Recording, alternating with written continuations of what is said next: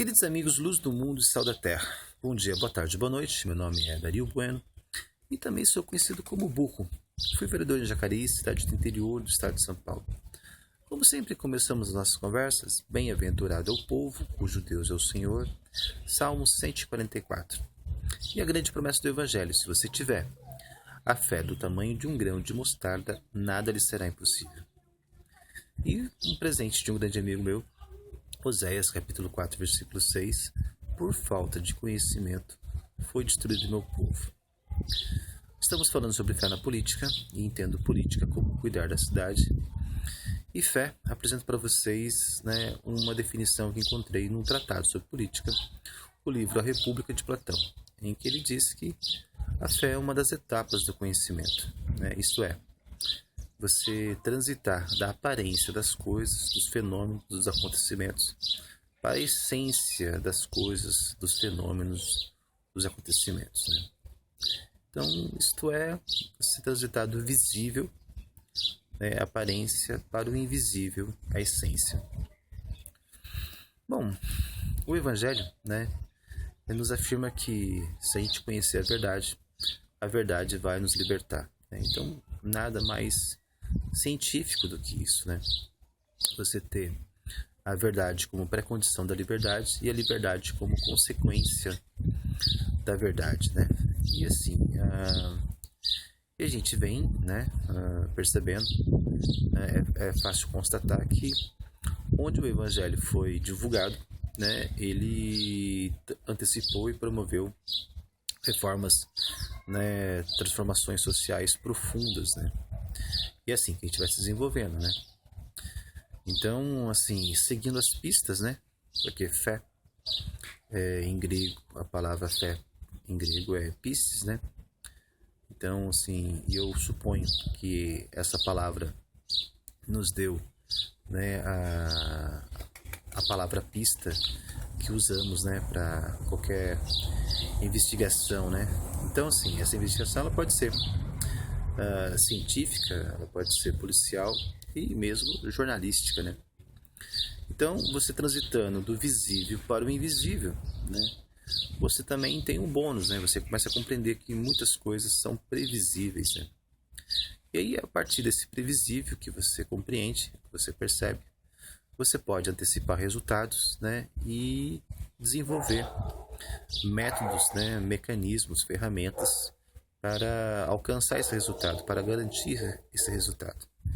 Bom, a partir disso, esse conhecimento, embora ele seja científico, porque ele começa a participar da essência das coisas, e de opiniões mais permanentes, ele acaba se acomodando numa indústria, Então, assim, prever resultados, antecipar resultados e criar meios de alcançá-los, isso aí é indústria, E muitas vezes a gente se acomoda nisso, Então, assim, a gente precisa entender que ciência é muito maior, um caminho mais longo do aquilo que estamos acostumados a trilhar.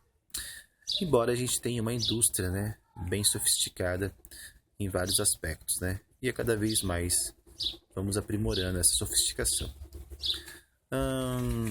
Então, assim, o Evangelho, a gente vê que não tem nenhuma incompatibilidade entre Evangelho e ciência, porque são todas etapas do conhecimento, E quem faz essa acusação de incompatibilidade, quem faz essa acusação de que fé é uma expressão de ingenuidade, não conhece, o Evangelho. Invariavelmente é isso que a gente pode perceber, Então, assim, sabendo disso, assim, a gente pode ver que esses conflitos que existem entre religião e ciência, é muito mais ausência de religião e muito mais ausência de ciência, Porque as pessoas que pensam, que acreditam ser científicas, na verdade elas são industriais, E as pessoas que pensam, que acreditam ser religiosas, na verdade praticam a idolatria, Então, assim, a gente vê um conflito entre idolatria e indústria, mais do que um conflito entre religião e ciência.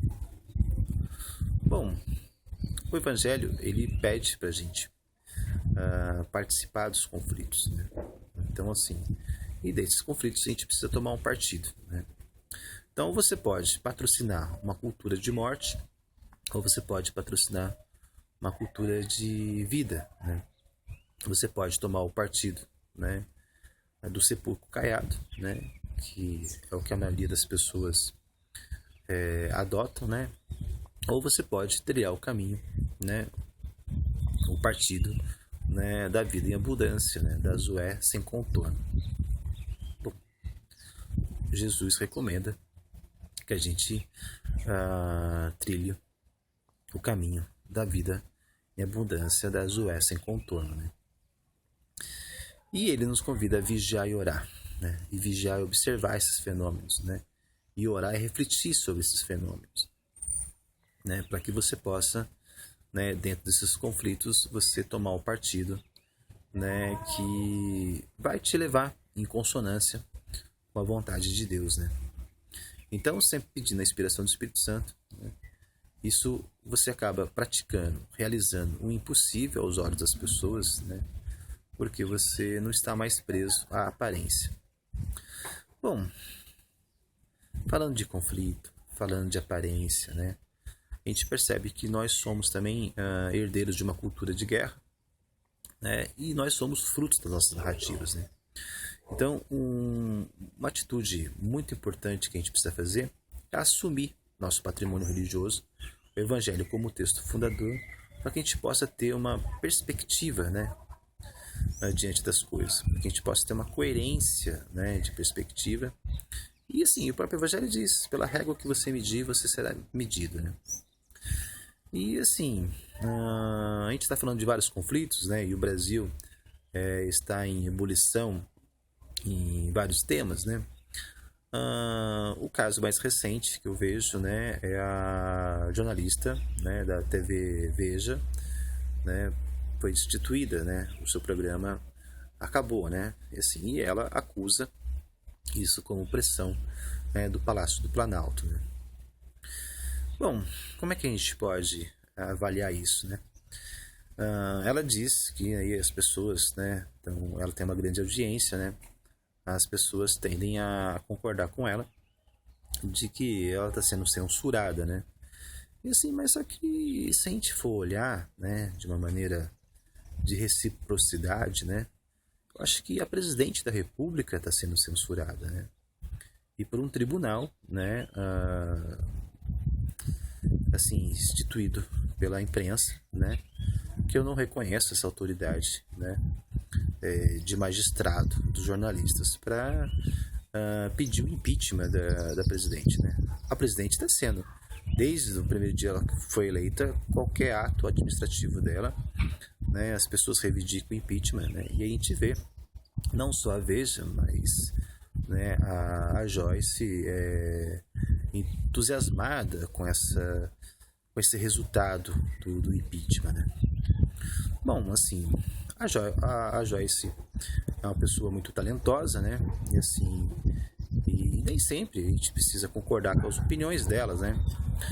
Mas assim, dentro do espírito democrático, né, ninguém é obrigado a concordar com a opinião de ninguém, né?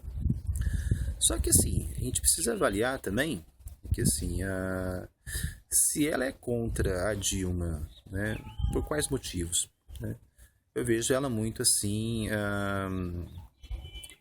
eu vejo ela muito festejada pelas pessoas da direita, né? E se é direita, né, você pode ter aí um grupo mais conservador, um grupo mais liberal, né?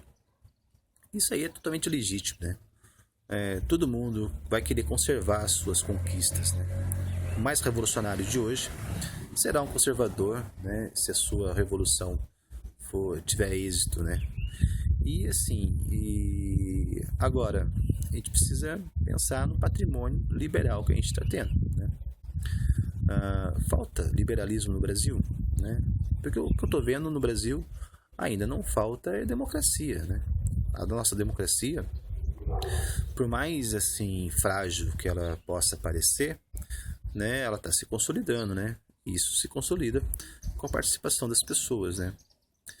Agora, bom, eu não vejo nenhuma perseguição do Planalto. Por mais que exista essa perseguição, né? A gente não pode dar muito crédito a esse tipo de argumento, né? Por quê? Porque a gente pode colocar nossos valores, né, de democracia e de liberalismo a perder, né? Porque assim, do ponto de vista liberal, né, a empresa, né, o meio de comunicação pode destituir o seu funcionário no momento que achar necessário, né? Não só por contingências econômicas, né, mas por outros motivos, né? E esses motivos não precisam ser plenamente declarados, né? Existe o contrato, né? Paga-se a rescisão do contrato, né? Se havia um tempo maior aí previa-se um tempo maior, né, de atuação dela, né? Então assim, a empresa tem que ter liberdade para contratar e demitir os seus funcionários, né? Isso é liberalismo, né? E assim, e a empresa agora, a gente precisa ver que o meio de comunicação, né, ele não é totalmente emancipado, né? Ele tem um público, né? E assim, que atende aí, vai falar só o que o público quer ouvir, né? E outra coisa, vai deixar de falar também as coisas só porque o público não quer ouvir? Mas a gente vê que a imprensa é muito mais vinculada aos interesses dos seus anunciantes, né? E a gente tem que perceber que a nossa crise econômica está existindo porque, né, o nosso liberalismo, né, nossos empreendedores, nossos empresários, né, eles ostentam uma situação, mas são totalmente dependentes do governo, né? São mais prestadores de serviço do governo, depende de empréstimo do BNDES, depende de um monte de coisa, né? Se eles não prestarem serviço para as empresas, né, estatais, né, para os departamentos do governo, se o governo não os contratar, eles não podem ostentar, né? Então, assim, existe uma série de coisas que são frágeis no nosso liberalismo, né?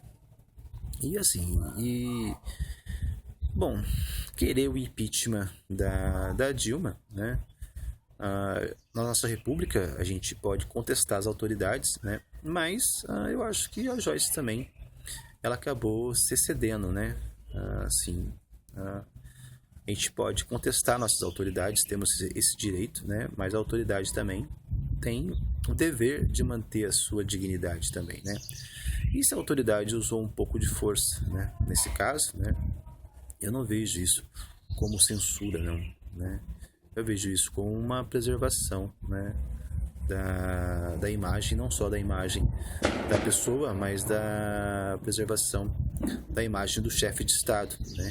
E a gente precisa manter um pouco de ordem nesse sentido, né? Quem quer ouvir a opinião da Joyce, né, que a sustente. É muito simples assim, né? Isso é liberalismo, isso é república, né? A gente não precisa aviltar a imagem da presidente, porque ela é impopular, né? E assim, a gente sabe que o remédio amargo, né, quando a gente quer corrigir alguma coisa, né, a gente vai incomodar as pessoas que estão sendo corrigidas, né?